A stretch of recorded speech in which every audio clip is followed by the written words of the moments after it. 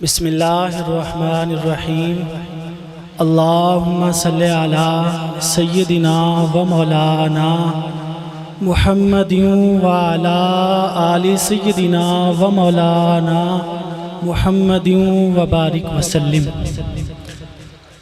الحمدللہ الذی نور القلوب بنور جمال محمد وزینہا بزینت ثناء محمد والصلاة والسلام علی شمس ضیاء محمد۔ اما بعد فاعوذ باللہ من الشیطان الرجیم، بسم اللہ الرحمن الرحیم۔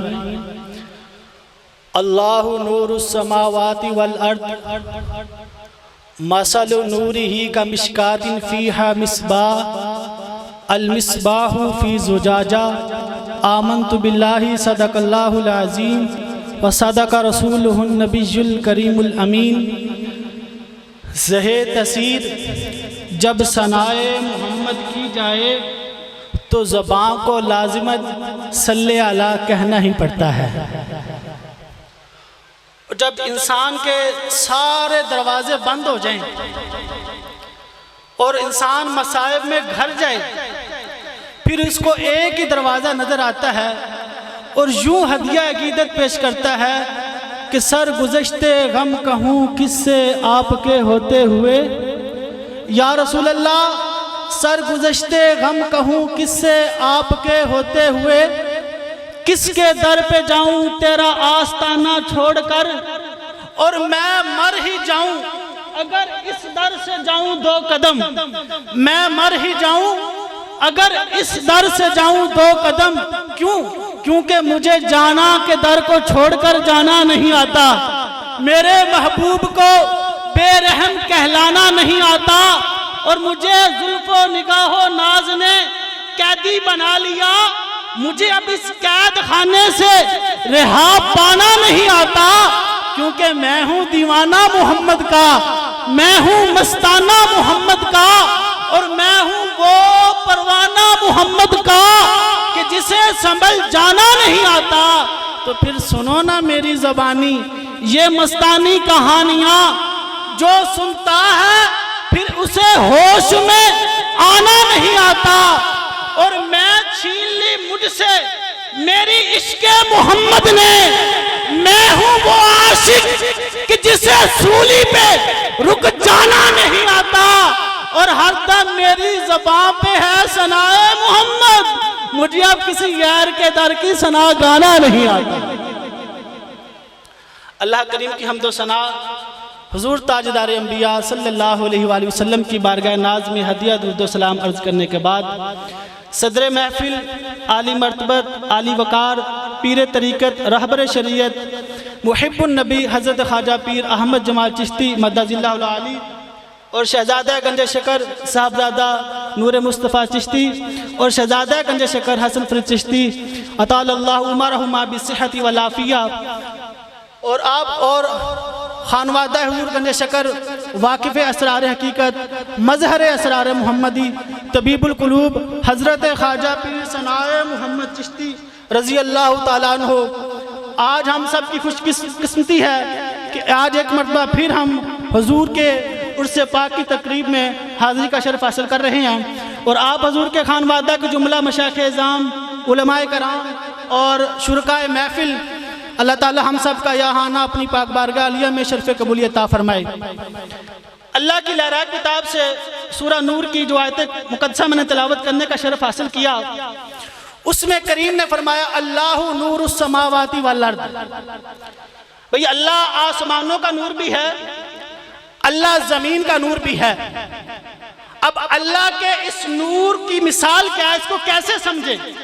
تو کریم نے خود ارشاد فرما دیا مثل نورہ کمشکاۃ فیہا مصباح، فرمایا اس کے نور کی مثال مشکات کی مانند ہے جس میں مصباح ہے، اور پھر فرمایا المصباح فی زجاجہ، اور مصباح زجاجہ میں ہے۔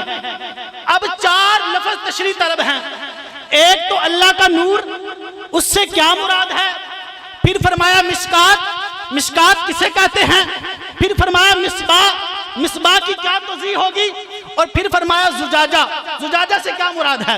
اب ذرا توجہ کیجئے گا. علامہ راغب اصفہانی نے جو نور السماوات کی توضیح فرمائی، آپ نے فرمایا نور سے مراد الظاہر فی نفسہ والمظہر لغیرہ. نور سے مراد یہ ہے جو خود بھی روشن ہے اور دوسروں کو بھی روشنی عطا کرتا ہے.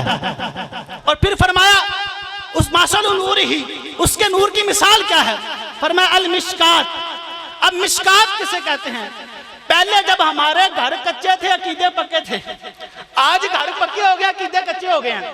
جب ہمارے گھر کچے تھے، کچے گھروں میں دیواروں کے اندر ایک مخصوص جگہ بنائی جاتی تھی جہاں پہ چراغ رکھا جاتا تھا. اس چراغ رکھنے کی جگہ کو مشکات کہتے ہیں. اور پھر مصباح. مصباح کسے کہتے ہیں؟ فرمایا مصباح سے مراد وہ روشن چراغ جو تیز روشنی عطا کرے، جو اس چراغ رکھنے کی جگہ پہ رکھا جاتا ہے، دیا. پھر فرمایا المصباح فی زجاجہ. اب زجاجہ سے کیا مراد ہے؟ زجاجہ سے مراد شیشے کا فانوس. ہمارے آستانہ پاک میں آپ حضور کے روضہ اطہر میں بھی وہ فانوس رکھا ہوا شیشے کا، جس کے اندر چراغ رکھا جاتا ہے، جس کو ہم چراغ دان بھی کہہ سکتے ہیں. یہ تھی اس کی لغوی تشریح. اب آئیے عاشق صادق، عاشق رسول علامہ قاضی ثناء اللہ پانی پتی نے جو اس کی تفسیر کی وہ سنیں اور اپنے سینوں کو ایمان کی روشنی سے منور فرمائیں. قاضی صاحب فرمائے کہ حدیث نقل کرتے ہیں حضرت عبداللہ ابن عباس رضی اللہ تعالیٰ عنہ سے. آپ نے حضرت کعب سے پوچھا کہ مثل نور ہی، اس کی توضیح کریں، اس کی تفسیر کریں. تو حضرت کعب نے فرمایا مثل نور ہی کمشکات فیہا. اس کی جو تشریح ہے، جو توضیح ہے، وہ اس طرح ہے. فرمایا کہ مشکات سے مراد اے صدرہ، یعنی صدر النبی صلی اللہ علیہ وسلم، کہ مشکات سے مراد حضور سید عالم کا سینہ عطر ہے. پھر فرمایا فیہا مشکات. فرمایا مشکات سے مراد حضور سید عالم کا سینہ عطر، اور مصباح سے مراد فرمایا اے قلبہ، حضور سید عالم کا قلب انور ہے. اور پھر فرمایا زجاجہ. زجاجہ سے مراد قاضی ثناء اللہ پانی پتی فرماتے ہیں اے قلبہ، یعنی حضور سید عالم کا قلب انور. اور مصباح سے مراد اے نور نبوہ، حضور سید عالم کی نبوت کا نور ہے. اب ذرا توجہ کریے گا. ایک ہے مشکات، ایک ہے مصباح، ایک ہے زجاجہ. مصباح سے مراد حضور سید عالم کا سینہ اطہر، اور زجاجہ سے مراد حضور سید عالم کا قلب انور، اور مصباح سے مراد حضور سید عالم کی نبوت کا نور. اب یہاں پہ قاضی ثناء اللہ پتی فرماتے ہیں اگر حضور سید عالم اپنی نبوت کا اعلان نہ بھی فرماتے، فرمایا آپ کا نور پھر بھی واضح اور روشن تھا. اب آپ حضور اس کائنات کی اصل ہے، ساری کائنات کی. آپ حضور کی ذات مقدسہ اس ساری کائنات کی اصل. اب جس کو بھی اس نبوت کا نور ملے گا وہی مرد کلندر بنے گا. جب میرے شیخ کامل حضور طبیب القلوب کو حضور سید عالم صلی اللہ علیہ وآلہ وسلم کی نبوت کا نور ملا، پھر آپ کی جو کیفیت، جو آپ کا حال تھا، آپ نے فرمایا مجھے نہ سمجھا کوئی، نہ سمجھے گا زمانے میں ہوں وہ ذات کہ جس کا سمجھ میں آنا نہیں آتا. میں تھا ثنائے محمد ایک راز پوشیدہ، میں تھا ثنائے محمد ایک راز پوشیدہ، مگر عشق و جنوں میرے کو چھپ جانا نہیں آتا. اب تقریر کو جو میرا مقصود ہے وہ ذرا سنیے گا. جب ایک ہوتی حضور اصل، حضور آپ کی بارگاہ میں سبق سنا رہا ہوں، آپ حضور اس کائنات کی اصل، باقی جملہ مخلوق فرع ہے. اب جو اصل میں کوالٹیز ہوگی، جس کو حضور سید عالم کی نبوت کا نور ملے گا، فرع میں بھی وہی کوالٹیز و خوبیاں ہوں گی. جب اصل کے حکم کی علت فرع میں پائی جائے، پھر فرع کو اصل پر قیاس کرتے، ورنہ ہم قیاس نہیں کر سکتے. اب ذرا توجہ کریے گا، اصل کیا ہے؟ اصل کے بارے میں حضور سیدنا حسان بن ثابت فرماتے ہیں لما نظرت الی انوارہ صلی اللہ علیہ وآلہ وسلم، جب میں نے حضور سید عالم کے چہرے انور کی جمال کی رعنائیاں دیکھنا ہوتی، وضعت کفی علی عینی خوفا من ذہاب بصری، آپ فرماتے ہیں میں اپنے ہاتھوں کے تھیلی کو آنکھوں پہ رکھ لیتا، ہاتھوں کے پوروں سے حضور سید عالم کے چہرے انور کو دیکھتا۔ وجہ کیا تھی؟ آنکھوں میں اتنی طاقت نہیں تھی کہ وہ جمال کی رعنائیوں کو دیکھ سکے۔ یہ ہے اصل، اور پوچھو محبین سے، مخلصین سے، کہ جب حضور طبیب القلوب تشریف فرما ہوتے، عقیدت مندوں کا یہ کہنا ہے، فرمایا کسی نے آج تک طبیب القلوب کو آنکھ بھر کے نہیں، کسی کی آنکھ میں اتنی ہمت نہیں تھی کہ وہ حضور طبیب القلوب کو آنکھ بھر کے دیکھ سکے۔ اللہ نے ایسا جمال اور آپ کو نور عطا فرمایا۔ پھر اصل کیا ہے؟ اصل سنیں، حضرت عمر بن عاص رضی اللہ تعالیٰ عنہ یہ فرماتے ہیں، امام بخاری نے بھی نقل کیا، امام مسلم نے بھی نقل کیا، یہ فرماتے ہیں جب حضور سید عالم کی بارگاہ میں کوئی غلام حاضر خدمت ہوتا تو ہر غلام یہی کہتا تھا کہ حضور مجھ سے زیادہ پیار کرتے ہیں۔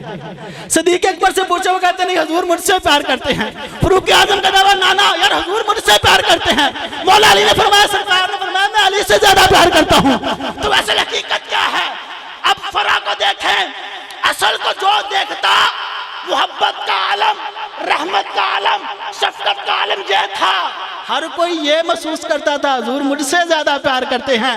اور پوچھو محبین سے، حضور طبیب القلوب سے جو بھی غلام ملتا، یہ میں کوئی مبالغہ نہیں کر رہا، آپ آج بھی مشاہدہ کر لیں، آپ حضور سے جو بھی ملاقات کرتا ہے نا، ہر غلام یہی کہتا ہے طبیب القلوب مجھ سے زیادہ پیار کرتے تھے، ہر غلام یہی کہتا ہے۔ اور آپ کا یہ حال، آپ کی یہ کیفیت، آپ نے فرمایا لا حل معموں کے لیے مستانوں میں بیٹھیں، مستوں میں بیٹھیں، لا حل معموں کے لیے مستوں میں بیٹھیں۔ اب یہ ذات توجہ کریے گا، آپ فرماتے ہیں کہ ایسے مسئلے جن کا حل نہیں ہو رہا، بڑے بڑے فلاسفر، بڑے بڑے مناطقہ، بڑے بڑے اطباء، بڑے بڑے حکماء جس حقیقت کا راز وہ نہیں جان سکے، فرمایا منطقی جب اپنی منطق میں پھنس جائے، فلسفی جب اپنی فلسفے میں مستغرق ہو جائے، جب اس کو سمجھ نہ آئے، وہ ثنائے محمد کے در پہ آئے، دو لفظوں میں بتا دوں گا۔ فرمایا لا حل معموں کے لیے مستوں میں بیٹھیے، جس مسئلے کا کوئی حل نہ ہو وہ پھر آپ حضور کے در پہ آئے، سارے راز اور سارے مسئلے آپ کو بتا دیے جائیں گے۔ اور جو میں نے پہلے شعر پڑھا کہ میں ہوں ایک راز پوشیدہ، یہ تصوف کی ایک ٹرم آپ نے استعمال کی، ایک اصطلاح استعمال کی ہے۔ یہ مقام کب ملتا ہے؟ جب بندے کا وجود سب کچھ ذات مصطفیٰ میں فنا ہو جائے، پھر وہ کہتا ہے میں ہوں ایک راز پوشیدہ۔ لیکن آخر میں آپ کیا فرماتے ہیں؟ آپ کا یہ فرمانا ہے ٹھیک ہے میں ایک راز پوشیدہ ہوں، لیکن میرا جو عشق ہے، میرا جنون ہے، اس کی وارفتگی کا عالم یہ ہے، محبت کا عالم یہ ہے۔ میں فرمایا چھپ بھی نہیں سکا، پھر بھی ظاہر ہو گیا۔ اور آپ نے جو ساری زندگی کام کیا ہے ثنائے محمد، آخری بات اس پہ عرض کر کے اجازت چاہوں گا، اب ذرا توجہ کریے گا۔ حضور شیخ الاسلام حضرت بابا فرید الدین گنج شکر اللہ رحمہ، آپ تشریف فرمایا مسند صدارت پہ، حاضرین بھی تشریف فرمایا، محبین بھی تشریف فرمایا، مخلصین بھی تشریف فرمایا ہیں۔ آپ نے فرمایا جب قارون نے اللہ کے نبی جناب سیدنا موسیٰ علیہ السلام کی نافرمانی کی نا، تو اللہ نے سزا یہ دی کہ فرشتوں کو حکم ہوا قارون کو زمین کے اندر دنسا دیا جائے۔ اب جب قارون زمین کے چوتھے طبق میں پہنچا نا، تو وہاں کی مخلوق نے پوچھا اوے قارون اتنا کون سا بڑا جرم کر لیا، اللہ نے اتنی بڑی سزا دی کہ زمین میں دنسا دیا۔ قارون کی زبان پہ یہ آیا کہ میں نے اللہ کے نبی پیارے موسیٰ کی، جب پیارے موسیٰ کا نام آیا نا قارون کی زبان پہ، اللہ نے فرشتوں کو حکم فرمایا اب اس کی سزا کو روک دو۔ باری تعالیٰ پہلے تیرا ہی حکم تھا اس کو زمین کے اندر دنسا دیا جائے، اب اس میں کیا حکمت ہے؟ آپ نے فرمایا دیکھتے نہیں ہو اس کی زبان پہ نام کس کا آ گیا ہے؟ تو حضور بابا صاحب یہاں پہ پہنچ کر رونے لگے۔ مریدوں نے پوچھا حضور آپ کیوں روتے ہیں؟ آپ نے فرمایا قارون کی زبان پہ آئے نام پیارے موسیٰ کا، اللہ اتنی رحمت فرمائے سزا کو روک دے۔ فرمایا جب محمد عربی کے غلام ثنائے محمد کرے گا پھر ان پر رحمت کا کیا؟ تو ہر دم میری زبان پہ ہے ثنائے محمد، مجھے اب کسی غیر کے در کی ثنا گانا نہیں۔